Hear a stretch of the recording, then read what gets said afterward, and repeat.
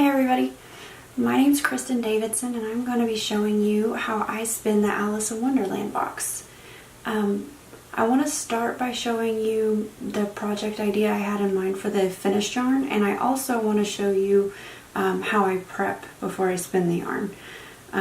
Some of you may choose to do it a little differently, and that's perfectly okay.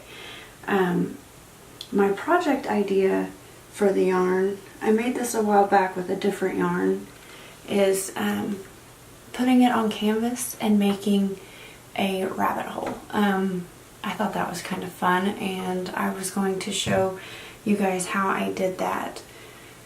You probably can't see in this video all of the add-ins I did, so I'll take a better picture, try to get a better angle on that here in a little bit. But all of the add-ins you see, minus the feathers, weren't spun into the yarn. This yarn was spun, and then later I did this project, much later I had this idea, so I added it to the canvas afterwards. So I wanted to go ahead and show you kind of what I was thinking I was going to do with it, so you could kind of maybe be thinking of supplies. Now, if this is a project that you'll want to do with me, I don't want you to worry too much about the canvas, and you've got different options for that. I painted mine just because, you know, there's going to be gaps and there's layers and there's different areas that can be seen through the yarn, and that's what I wanted. But if you're not interested in the painting aspect of it, there are canvas options that are burlap material or various different materials that you can get. You can even go ahead and get a canvas that's already black if you wanted. That would save you from having to paint if you're okay with the black. You can do different, they've got circles or ovals or different depths. You can see that's not very deep. I did cut a hole in mine because I wanted to have the keyhole in the canvas. I thought that was kind of neat, and I'll show you how I did that. For this project, I'm going to be, I just painted it doing a gray because I thought that went good with this box, but a deeper canvas. I like that too because I think it's going to give it more depth when I put the hole in the center. I got this at my local Hobby Lobby. Some of you don't have Hobby Lobby, you may have Michael's or another craft store. The deeper canvas like this is more expensive, but they usually have a 40% off coupon, or they have art sales periodically, so keep an eye out for that. This size was just a 12 by 12. So, and at Hobby Lobby they come in a pack of 2. You can get them in a pack of 2. This was the match to that one. So you do have an option there if that's something that you're interested in. I recommend going smaller than, you know, this is probably the perfect size, because the bigger you go, the chance of you not having enough yarn to fill the space, or it becoming a bigger project than maybe you anticipated, it grows. That chance of that happening increases. So that's just my 2 cents on that.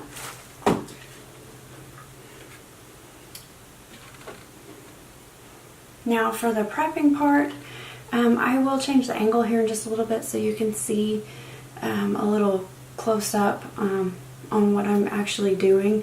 But before I do that, I did want to not forget to mention that in your box you've got these really cute charms, and this is the little rabbit. He is so cute, but he will not fit through the guide on my lazy cape. So keep that in mind. Check your guides on your and your orifice on your wheel. You might just try to test it. See, he's not going to go through there. Nope, he is not interested in that. There's a rabbit hole joke in there somewhere, I'm sure. So keep that in mind. You may just want to set him off to the side, and we can add him later, much like I did on that canvas that I first did. So you're not going to lose the ability to use him at all. So just, if he doesn't fit through your equipment, just set him to the side, and we'll work on getting him in there somehow. So when it comes to prepping your locks in your bag, I like to start pulling out long locks, and what I want to keep separate, I like to try to organize it by color and by, I don't know, that way I know which one I want to grab as I'm going. There's some really pretty locks in there. You can see there's blues, and once you start to pull them apart, you're going to see other colors inside, and that is why you want to fluff and break them apart. You're going to have some that aren't as defined, and it's going to be, you know, just a cloud, and that's what you want. You really want to make sure that you fluff it and make it into a cloud, because it will go into your yarn a lot easier, and it gives it a lot of characteristic. These little tips and curls are going to still pop out at the end, so really don't stress out about separating it. You really need to tease the ends so they'll pull into the yarn a little easier, and for the ones that aren't as defined, don't worry about it. You want a cloud is really what you want. So it really makes the process a lot smoother. So go ahead and start working on prepping your fiber. I'm going to change the camera angle here in just a little bit so you can see how I prepared the charms and the string and the yarn and all the stuff that was included with our box to go into the yarn. So I'm going to keep working away on this, and I'll meet you back here in just a little bit. Okay, now I'm going to show you how I am using the charms and how I'm going to set them up to be used in the yarn. This is one that I had already done. This was the rabbit, and you can tell I just did what do they call that, a half hitch, a slip knot. What I'm doing is I'm cutting this yarn that came with it. It's in about 6 to 8 inch pieces. I really like this kind here. This gives it a really fun texture. So go ahead and cut your pieces to whichever length you would like to use for yours. I like mine, like I said, about 6 to 8 inches. 6 inches, for those who might need a guide, is the length of a dollar bill. That'll help you visualize that. So in order to get the charms on there, I learned this from Miss Jan Massey. She has taught me a lot.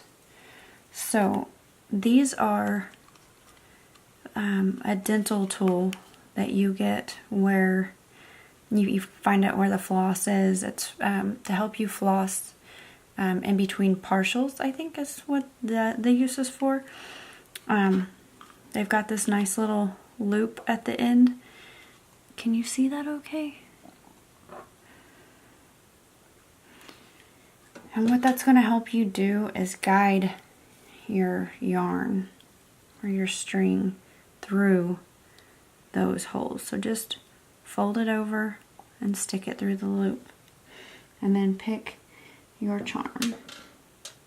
So I have the teapot, and what I'm going to do is just stick it through the handle there, and it's going to pull that loop through. And now I'm going to take the ends, these ends, and pull it right through the loop.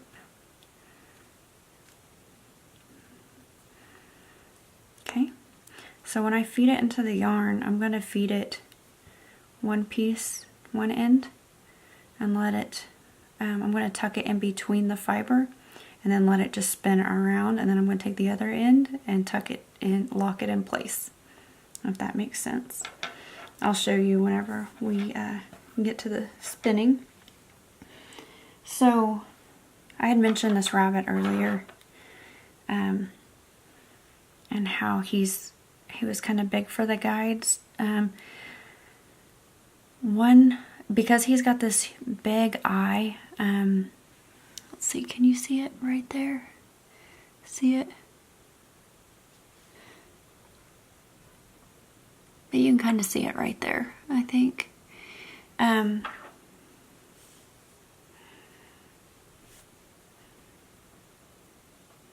He has the big loop at the top, right here. And that's going to give you lots of space to add. I thought I would try this, and it seemed to have worked really well.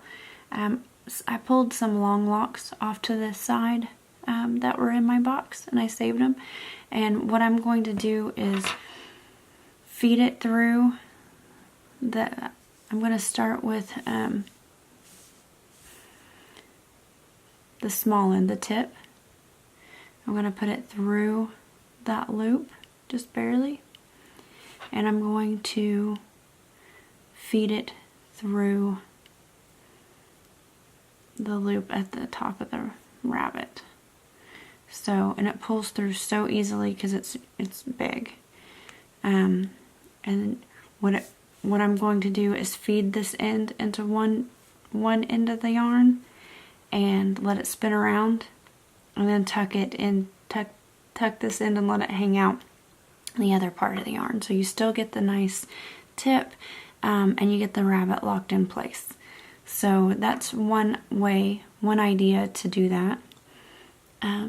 Alright, so I'm going to keep looking over here at the charms and setting them up the way that I want them to be. Then I'll check back in. Okay, on some of your charms you'll notice that the eye at the top is small, and that's where this more slender yarn or string comes into play. I really like this fuchsia. It's going to stand out really well in the yarn. It's going to give it a nice pop of color. And so I'm just going to feed it through just like I did on the teapot. Oops. The little teacup, that is going to go through the handle. This is how I connected it. And I really like this. If you got the same, it's real shiny. And when you cut it, you get these little frayed ends that are, I think they're neat. So, same thing. Fold it till you get a loop.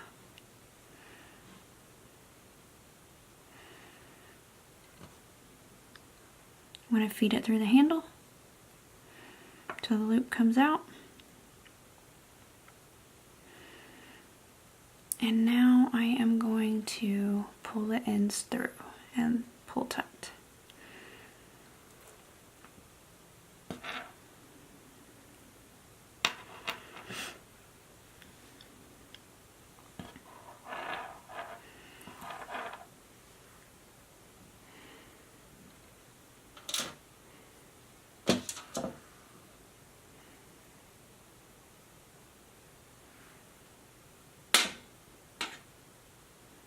And just keep on going until you have all of them on the yarn of